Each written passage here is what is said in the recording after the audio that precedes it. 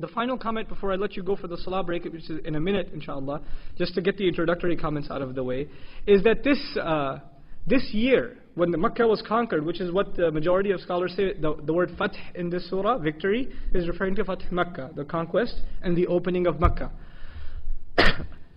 When this is mentioned, this year is also called Aam al-Wufud. This is the year of ambassadors. These ambassadors, these representatives came from many different places, from Ta'if, from Yemen, from Hawazin. They came in groups of 40 and 80 and 100 and 200, and they came and they spent a couple of days with the Messenger ﷺ. They heard the message of Islam.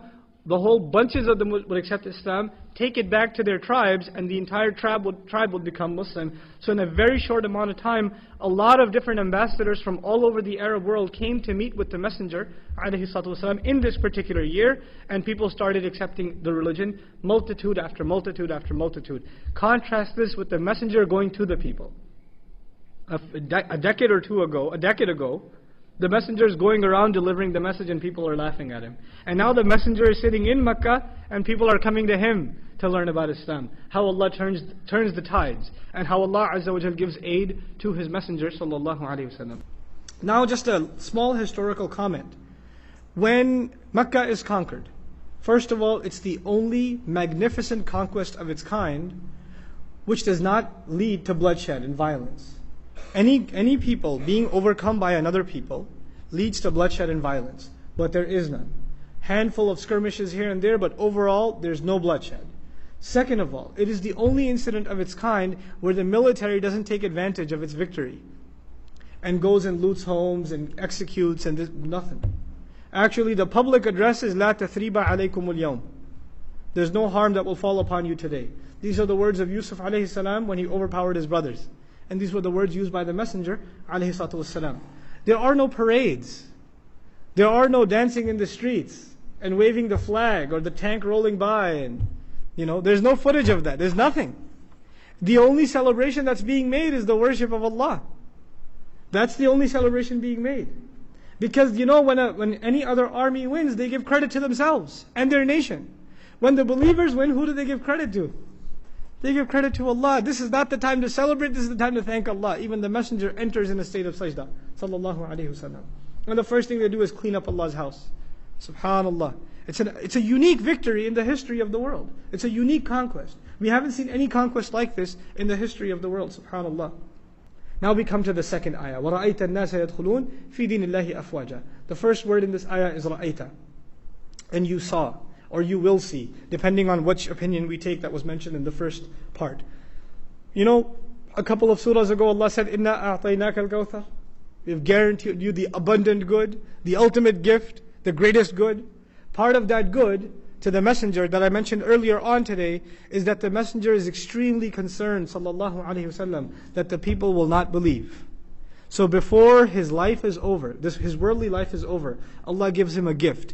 You will get to see people entering into the religion with your own eyes. وَرَأَيْتَ is for Rasulullah sallallahu alaihi wasallam. It's a continuation of the second person that's been going on in all of these surahs. In all of these surahs, one way or another, Allah is talking to His Messenger. So the Messenger ﷺ is so worried that people won't believe. They will not believe. فَلَعَلَّكَ بَاخِعُ نَفْسَكَ عَلَى آثَارِهِمْ. In regards to specifically the Christians, but other places, even other people. Are you going to kill yourself in grief because of the consequences of them not believing? إِن لَمْ يُؤْمِنُوا. If they don't come to believe, and Allah gives him a gift, you will watch them believe with your own eyes. So وَرَأَيْتَ النَّاسِ. Now, the first message of the surah was the victory of Islam.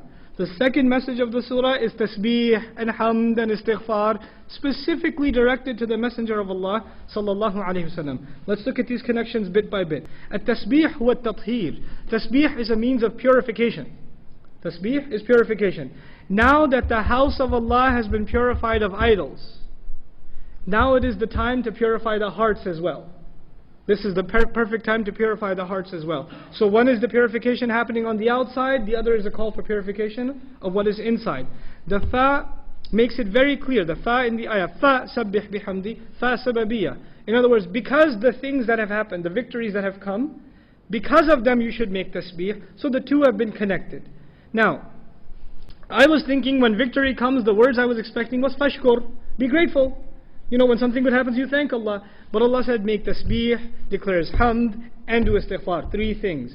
Then, you know, normally in any other scenario, I mentioned this in passing before, in any other scenario, victory is the time of great arrogance.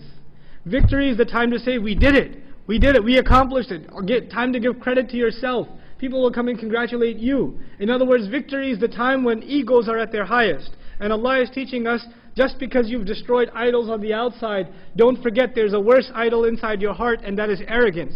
And this is the time when that idol can be born. So kill that idol by declaring the perfection of Allah and asking istighfar of Him. If that thought even came in your head that we won, we got Him, we're on top, we're number one. If that attitude even came in your heart, get rid of it. Get rid of it. Because those idols you can see, this is a more dangerous idol. You can't even see it, but it's there. It's a form of shirk. It is a form of shirk. Arrogance is a huge thing. You know? So this is the other shirk that's being destroyed. If the external means of shirk are being destroyed, make sure the internal means of shirk are also destroyed. SubhanAllah, he's using the messenger as a teacher, sallallahu alaihi wasallam.